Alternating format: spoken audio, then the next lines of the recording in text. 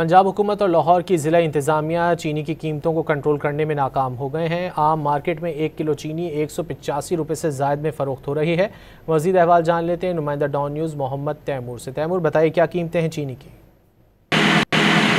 जी बिल्कुल, अगर लाहौर में चीनी की बात की जाए तो चीनी का जो सरकारी निर्ख है वो 179 रुपये, जबकि आम मार्केट के अंदर जो चीनी है वो 185 रुपये फ़ी किलो में इस वक्त फ़रोख्त हो रही है। चंद रोज़ कबल 200 या उससे भी ज़ायद में फ़ी किलो में फ़रोख्त हो रही थी। एक दुकानदार मेरे साथ मौजूद है, उनसे इस हवाले से हम बात करते हैं। जी मुझे बताइएगा क्या वजूहत थी कि इतनी महंगी चीनी थी, आप 185 में भी आप लोग सेल कर रहे हैं, जबकि हुकूमत ने कहा है कि 179 या 180 रुपये में फ़रोख्त करें। क्या वजूहत है कि 185 में फ़रोख्त हो रही है?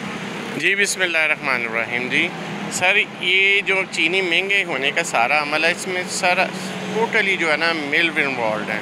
मिलें जो हैं वो गवर्नमेंट की पकड़ में नहीं आ रही और उनको कोई वो अपना सीधा रास्ता नहीं दिखा रहे। इवन कि आप देखें कि लाहौर के डीलर्स का ये नवंबर चल रहा है, अक्टूबर की 4, 5, 6, 7, 8, 9, 10 तारीख के पेमेंट से बजरिया गवर्नमेंट से ज़िले गवर्नमेंट के पत्तों की शुगर मिल में लगे हुए हैं, जिसकी आज तक डिलीवरी नहीं देगी। जो लोगों के लाहौर के डीलर्स का 7, 7.5 करोड़ रुपया जो है वो पत्तों की शुगर मिल वाला रोक के बैठा, दबा के बैठा हुआ है, चीनी लोड नहीं करवा रहा, जिसकी वजह से मार्केट में शॉर्टेज है और जिसके पास चीनी है उसका अपना रेट है।